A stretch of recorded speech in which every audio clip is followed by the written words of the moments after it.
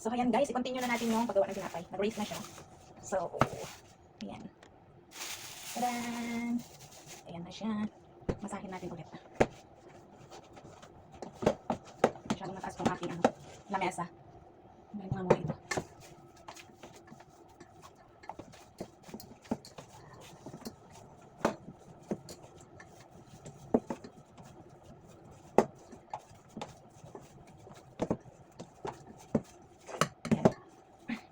Unat na siya. Mahirap ng masahin.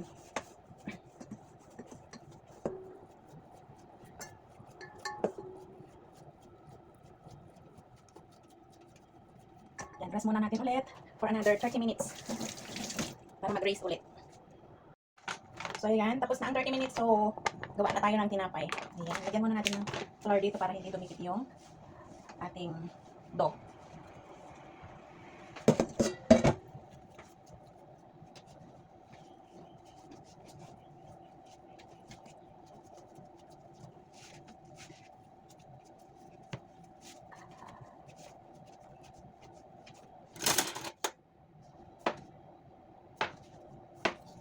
Kinat ko siya into 4 parts.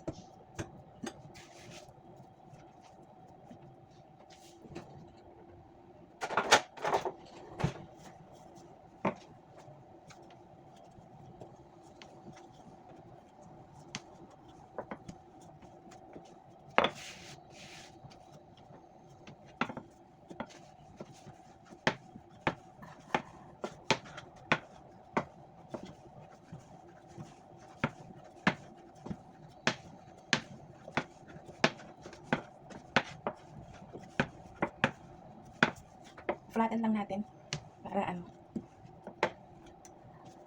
maging manipis yung texture ng ating bread mamaya.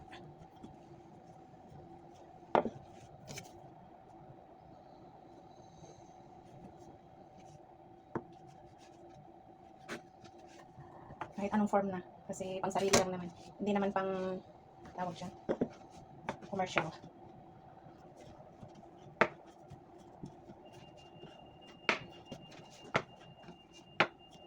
Iba-iba ang size. Haha, never mind. It's for home consumption only, not for commercial. O, di ba?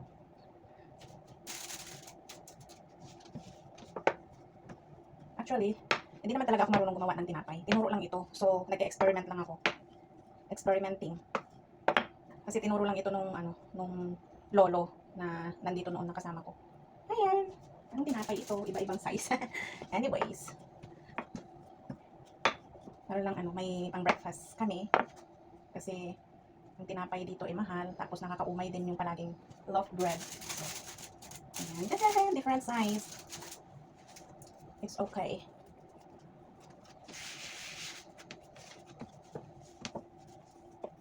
Tapos pag naganyan na natin, na-mold na natin siya, nagawa na natin tinapay. I-raise muna natin yan. I-leave natin ng another 15 minutes para para tumaas siya. Anong tumaas?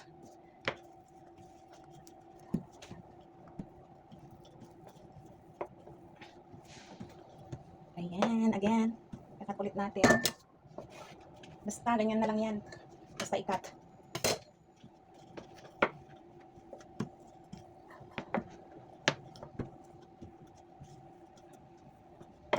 Siyempre, hindi ako expert gumawa ng tinapay. Trying hard pa.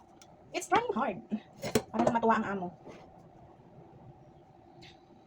Kasi siya ang nag-request dito. Actually, kinalimutan ko na itong gawin. Pero pinaalala niya ulit na gumawa ako. Kasi nga tinuro nung lolo dito noon ito. Kaya kailangan kong sumunod sa batas ng amo. Siyempre, amo sila. Yan. Basta ganyan na lang. Kung anong mangyayari yun na yun. Update ko kayo. So, ayan na guys yung nagawa kong tinapay. O, diba? Different sizes. Saan ka pa? Ayan na siya. So, i-rest lang natin siya ng 15 minutes and then ilagay ko na sa preheated oven. Ayan. So, ayan na guys. Tingnan natin ang aking tinapay. Tadaan! Hala! Different sizes. Ayan o, lumaki na siya. Diba? Hindi pa siya luto. Dito na siya guys, o, diba? Ipapalis ko siya mamaya ng egg yolk at saka milk para maganda yung kulay niya. Kasi hindi tayo gumamit ng food colorings, diba? Kailangan ng food colorings yung tinapay. Ayan, mamaya lalagyan ko siya ng egg yolk at saka gatas para maging brown. So ayan guys, maglalagay na tayo ng egg yolk na may gatas sa bread para magkaroon siya ng kulay. Ayan, wala akong brush, so itong aking gagamitin na lang, fork. Pero parang mahirap i-spread. Mas maganda sana kung may brush. Wala tayong brush eh. Kaya ganito na lang. So ayan, balik natin sa oven. Balik natin sa oven.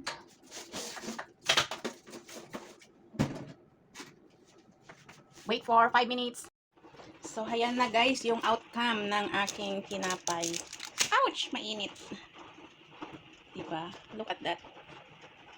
Different sizes, but it's good. Anyway, soft siya. Crunchy dito sa labas. Pero yung loob niya is soft. Of course, masarap ito. Thank you so much guys for watching. If you haven't subscribed to my channel, please like, subscribe, and hit the notification bell for more videos. Thank you so much. Bye!